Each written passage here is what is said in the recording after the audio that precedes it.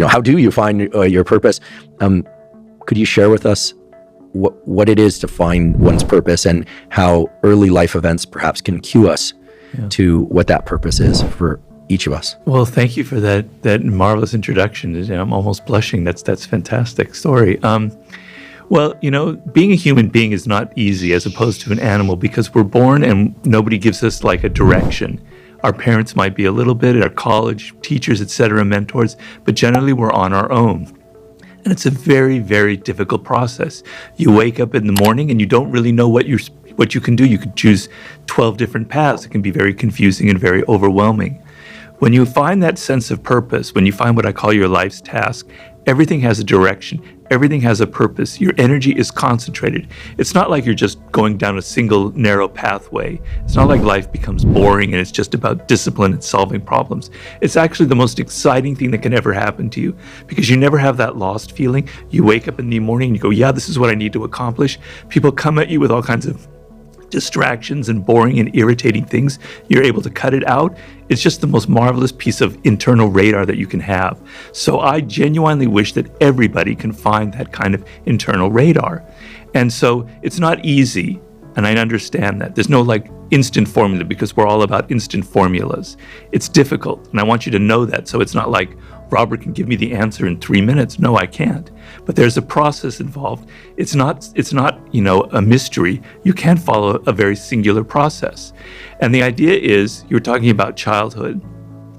The way I like to frame it is, when you were born, you are a phenomenon. You are unique. Your DNA has never occurred in the history of the universe, going back billions of years. It will never occur in the future. Your life experience with your parents and everything that you experience in your early years going on up is unique. It's yours. You're one of a kind, right? So that is your source of power. To waste that is just the worst thing you can do in your life. And what the power is finding that uniqueness. What makes you you, and how you can mine that, and how you can go deep into it and use that to create a career path, right? And so I tell people, when you're a child, when you're 4 or 5 or even younger, you have what the great psychologist Maslow called impulse voices.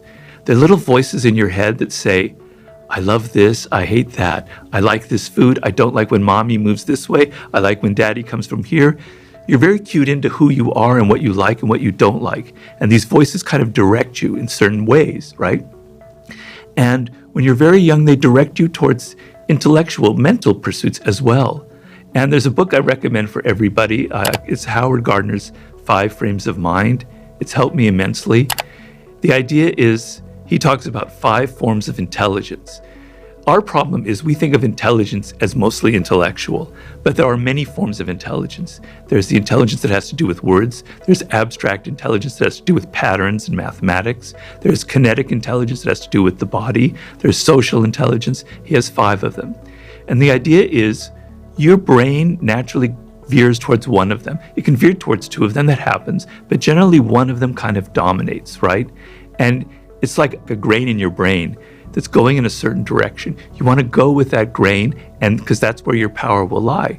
So when you're young, if you go back and think about when you were 4 or 5, you can maybe get a picture of some kind of direction or voice inside of you that was impelling you towards this. I know for me, it was words.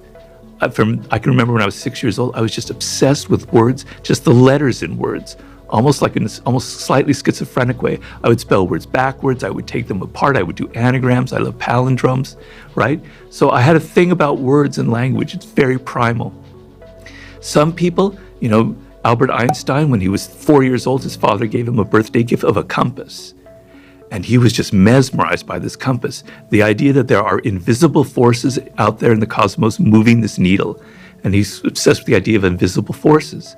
Steve Jobs, when he was like 7 or 8 or maybe younger in Burlingame, California, his father, they passed by a store with technological devices in the window.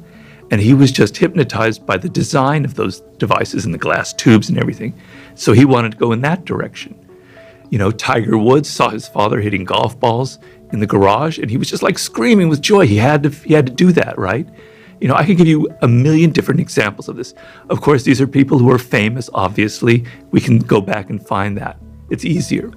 But what happens to you, and please cut me off if I'm going on too long No, here. please continue. Okay. Please. What happens to you is you're 7, now you're getting older, and you're starting to not hear that voice anymore. You're hearing the voice of your teachers telling you, you're not good at this field. You need to get better at math. You know, you shouldn't be interested in these sports or anything. You should be going this way. Your parents are starting to tell you this is the career they want for you, or the direction they want you to go in, right? You start hearing that more than your own voice. And as you get older, it gets worse and worse and worse. Then when you're a teenager, it's all about what other people are doing, your peers, what's cool, what's not cool, you know? And that kind of is more, so all of this noise enters your brain and you can't hear that anymore. You don't know who you are. And so you go to college, you kind of maybe choose a major that seems practical that your parents want you to go into. Maybe you kind of wander around, you're not sure. And then you enter the work world without that inner radar that I'm talking about. And you, brother, you're lost, right? Where should I go? Well, I need to make money, right? And so you make a choice based on the need to make a lot of money. Not everyone, but some people do that. And I understand that need. We all need to make a living, but that can set you off on a very bad path because you're not connected emotionally. The thing is, when you figure out that primal inclination, that grain that's inside of you, then you have the energy to be disciplined, to go through boring tasks, to learn. You learn at a faster rate because you're emotionally engaged. When you're emotionally engaged in a subject, the brain learns 2x, 3x, 4x as fast as when you're not. I always give the example. In college, I studied foreign languages, which was kind of a passion of mine. For 3 or 4 years, I studied French, and then I went to Paris, and I couldn't speak a word. It was useless because it didn't teach me anything practical, right? I was totally confused. But I was in Paris, and I loved it, and I wanted to live there, right? And I had a girlfriend, and I needed to speak French to her. And I can tell you, in 1 month, I learned more than those 4 years of university because I wanted to, because I was engaged. My emotions were there. It was like I had to survive to learn French. So most of us, we don't have a need really to learn this subject. We're paying half attention.